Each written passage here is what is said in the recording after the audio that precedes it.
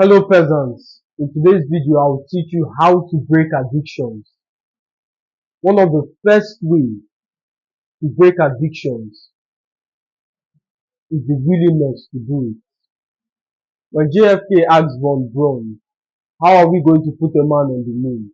Well, Mr. President, the will to do it, the will to do it. A willingness is a decision backed by the determination to pay any price on the earth. You must be willing to do it. Unfortunately, the reason most people do not adhere to this instruction, you're not willing to give up the dopamine, you're not willing to give up the gratification received in this activity. If you're honest with yourself, as unpleasant as those addictions are, you enjoy them. As unpleasant as the masturbation, the pornography, the consumption of drugs, they are gratifying in the moment. You enjoy it in the moment. They are gratifying in the moment.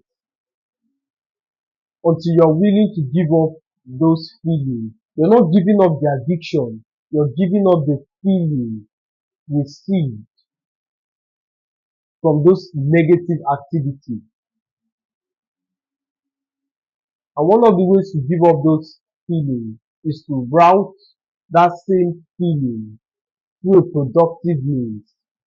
Unfortunately, the reason most people do not go in the opposite direction because it is difficult. The same feeling you get from going to the gym, achieving a milestone, achieving some goal is the exact same feeling or maybe even better you get from those negative sources. This is the explanation behind giving up and relapsing, giving up and relapsing. It's not necessarily because you're a terrible individual or you lack motivation, you lack discipline. It has nothing or little to do with all of aforementioned. You must be willing to give up that gratification in exchange for something better, which leads us to number two. One of the ways to break addiction is to eliminate all cues. Cues are signals, indicators for those bad habits. The problem with people who go to rehab and find it difficult to stay motivated is because they are back in the environment that encourages that bad habit. It's like a drunkard after 5, 6, 7 days of staying clean suddenly goes to the bar to watch a game. What do you think is going to happen? Exactly.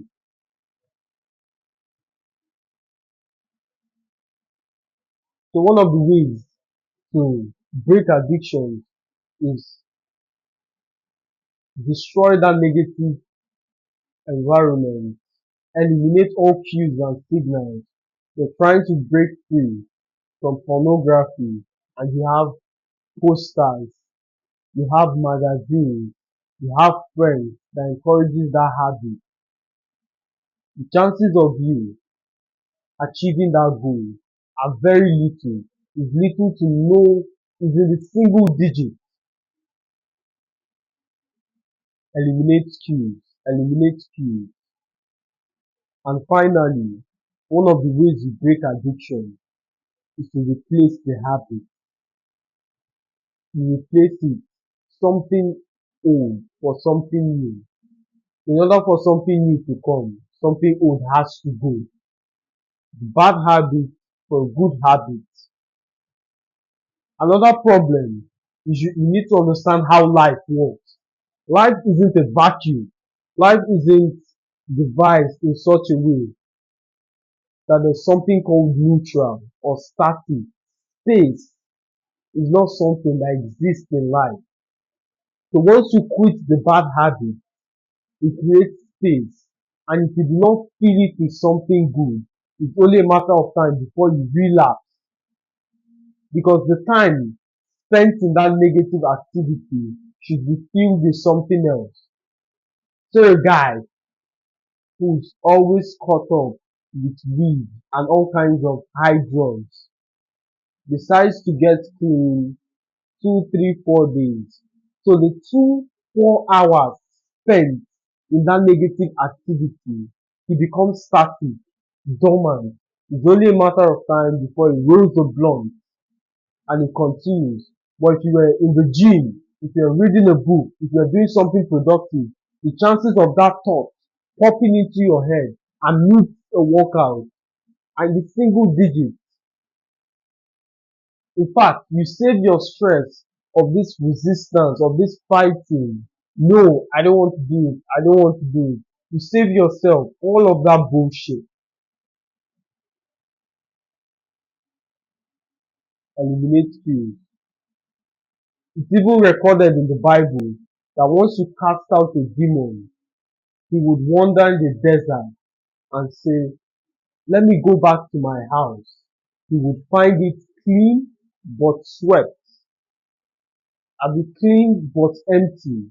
As a consequence, he invites 6 more demons, even more wickeder than him, even more wicked than him.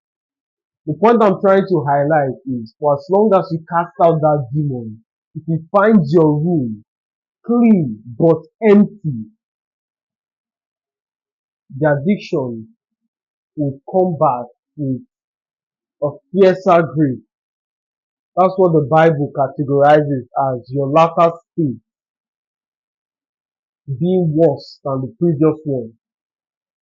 If you don't want that to be your testimony, replace all bad habits. Replace all bad habits. The time you spend in that negative activity should be spent doing something positive. Eliminate all cues or signals. You're trying to break free from lust, yet you go to bed by 4 a.m. What do you expect to happen when you're all alone? What do you expect to happen when you have friends who encourage that negative habit? What do you expect to happen when you have posters that stimulate that lust? As always, my friend, the pleasure of speaking to you. I'll see you in the next one.